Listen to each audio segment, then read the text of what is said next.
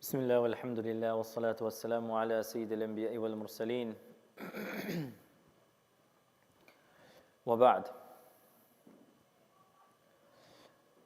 One day, Nabi sallallahu alaihi wasallam was walking on the street when he passed by two brothers. He passed by two brothers, and the elder brother was admonishing the younger brother, saying to him, "You're too modest. Be a bit more open. Be a bit more loud and proud." He was يَعِظُهُ فِي الْحَيَاءِ. He was telling him, "You're too much haya, too much modest. Be a bit less modest. Stop being so closed. Be open up." So Nabi sallallahu alayhi wasallam comes to this two brothers speaking, and he says to him, "Da'hu فَإِنَّ الْحَيَاءَ مِنَ الْإِيمَانِ." Stop what you're doing right now. Let him be the way he is, because modesty is part of Iman. The topic that we're discussing today is the subject of haya. What is haya? What is modesty? And how should it come into my life? The definition of modesty is a feeling in my heart that prevents me from doing certain things in the public, that prevents me from doing certain things in front of people. That is haya. Haya is a very good quality, because Nabi sallallahu alaihi wasallam says, "Al-haya'u shu'batun min al-iman," that your modesty is a branch of Iman. Now, what does modesty mean and how does it apply? Haya for women is slightly different than haya for men. Overall, for a female, her level of haya is going to be different than the haya of the men. Uthman radiallahu ta'ala anhu had such a high level of modesty and haya that it is said he wouldn't even unclothe himself when he was alone. Meaning, when he was alone and there was nobody around, he would never be naked. He would always have some clothing on. And when people would ask him, "Why are you like this?" he would say, "Because the angels are looking. Because the angels are here, so I want to stay covered." In fact, when Nabi sallallahu alaihi wasallam was sitting with some of his companions, he was very relaxed one day. So his clothing, when you're at home and you're relaxed, like a typical example, person wearing his lungi, person wearing his A-shirt, very comfortable, you're relaxed. Nabi sallallahu alaihi wasallam was very relaxed and part of his clothing was showing, but he's with his family, so nothing big. Abu Bakr radiallahu anhu knocks on the door, and he says to the people, "Let Abu Bakr radiallahu anhu come," and he was still relaxed, he didn't change. Then a few minutes later, somebody else knocks on the door, and he says, "Who is it?"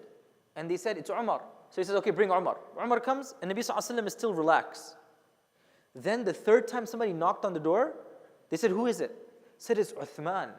When he said it was Uthman radiallahu anhu, Nabi sallallahu alaihi wasallam got up, he covered himself, and he made himself more prim and proper. So now, the Sahaba said, "Ya Rasulullah, when Umar and Abu Bakr came, you didn't do anything. When Uthman came, all of a sudden you are like making sure you're proper, your clothes, intact." He says, he is a person from whom even the angels have haya. Meaning he's a person of a lot of modesty. Uthman radiallahu anhu had modesty. So what does modesty mean? Modesty means that I carry myself with dignity and I do not do those things that are inappropriate. So for instance, if I am going to Walmart and I need to buy something from the store and there's a female in the cashier, sometimes we think to ourselves, "You know what? I'm going to be rude. I'm not going to look at this person. I'm not going to talk at this person. I'm just going to take the money and shrug them off." No, as minority Muslims in a non-Muslim majority, we still have to learn to smile. We have to learn to be kind and courteous. We have to learn to be good neighbors, good people. We can't just be rude. We can't be rough. But there has to be haya. It's not that I go from one extreme where I don't even smile or say thank you, to the opposite extreme where I'm talking and I'm flirting and I'm getting very comfortable and I'm joking around. This happens a lot in workspaces. Anybody who's ever worked in a diverse place where you have a team of people, some are males, some are females, and that's part of the nature. You have to work like that. If I have a job with a project and a team, some males and females, even though I'm close to those people, I have to learn to be modest in the way I interact with them. I will speak with them with my gaze down. I will speak with them with a modest tone. I will not flirt. These are non-negotiables. What's also important is sometimes we feel that somebody is my family, so there are no rules of modesty. So for instance, sometimes people are so close to their cousins, or they're so close to their neighbors, that when they interact, they're like, no, this is my sister, so I'm speaking to them. No.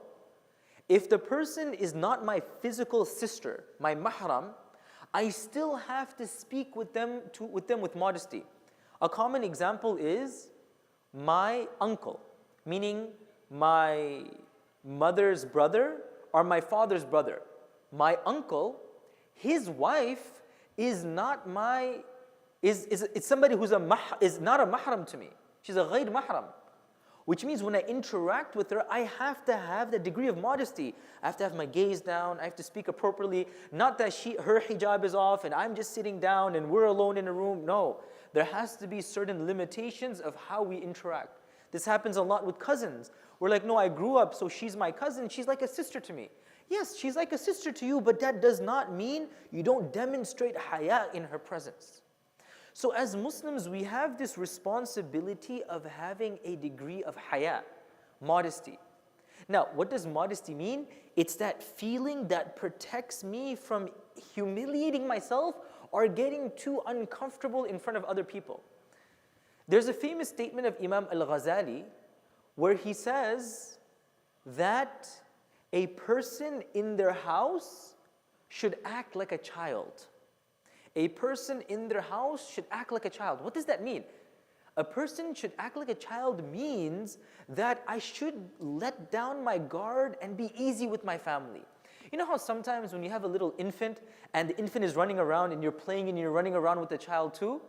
That is what it means to be a child. You know how sometimes a husband and wife will speak and they'll joke around and have fun like they're children? That's fine. But that's inside of my house. I don't take that same level of, childness, that same level of immaturity outside. That's where I have haya. With my family, yes, I can let down my guard. But those who are not my family, I have to maintain a degree of professionalism. Nabi Sallallahu Alaihi Wasallam says, Al-Muslimu la yudhillu nafsahu. A believer will never humiliate themselves. We should always have a level of decorum. Now, when we talk about haya, and we talk about modesty, there's modesty in this world, and then there's modesty in the matters of the akhirah. Sometimes we have modesty in this world, and that is good. But when we have modesty about the matters of the akhirah, that is not good. So I'll give you an example. I'm sitting with 2-3 people, and people start doing ghiba. They start backbiting. They start lying. They start slandering, gossiping. And I'm sitting over there, and I'm thinking to myself, you know what, this is something wrong. I should stand up and talk against it. But no, I'm going to be modest and I'm not going to say anything. That is not modesty, that is cowardice. That is being a coward. When somebody speaks wrong, either I correct them or I stand up and I walk away. So again, haya is a shu'bah of iman. This person, he was telling his brother, why do you have so much modesty? No, there's no such thing as modesty. Sometimes you'll see a person standing up and he's talking to a female on the other side, and he has his gaze down and he's talking. I actually observed this once, where there was a female over there and a male, and the male was talking to the female, with his gaze down, just occasionally looking, just so that the communication doesn't look like he's being rude, just looking and saying yes, yes, looking like that. And then somebody comes to him and says, that's very awkward. You have to, in America, literally the person's words, in America, you have to have eye contact. Otherwise, you're being rude. When the person told me the story, I said, listen, that is not something we compromise on. In America, if it's rude not to look and speak to somebody, that's fine. Look down and then look back at them. But don't continue to gaze at a person, because we know nowadays there's a lot of inappropriate gazes. So it's kind of like that scenario where Nabi ﷺ is seeing this person tell his brother, stop being so modest. Sometimes we're speaking to another person and we're just trying to be modest and somebody's like, hey, why are you being so weird for? No. As Muslims, we carry ourselves in a very unique way so that when people see us, they never feel harmed, they never feel threatened.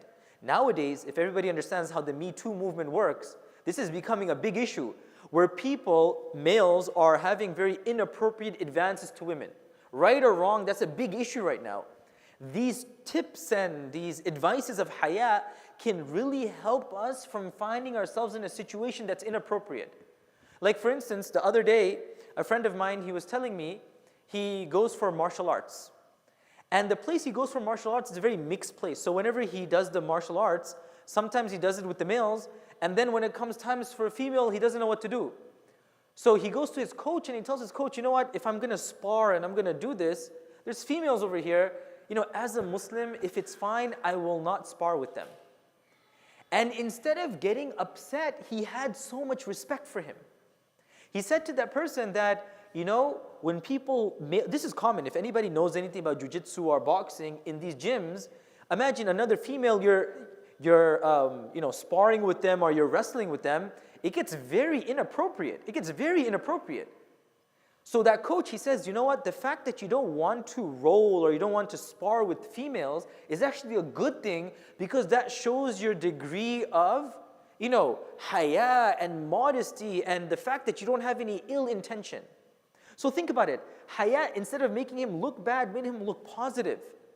And this is a big thing. A lot of times, for people who are nowadays, a big thing is jiu-jitsu, Brazilian jiu-jitsu, BJJ.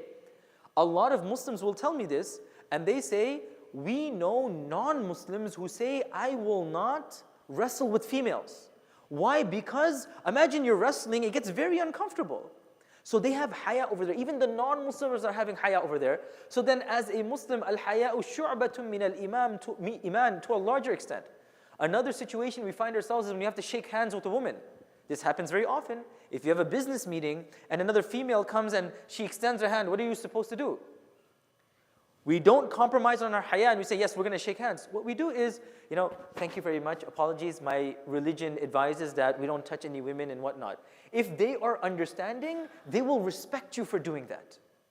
They will respect you for doing that. If the person criticizes you, then there's a bigger issue at play.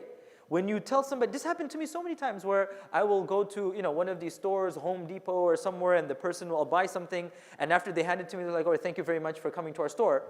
And I'm like, thank you very much, I really appreciate your gesture. And they'll understand for a moment it's a bit awkward, but as Muslims, we learn to control ourselves.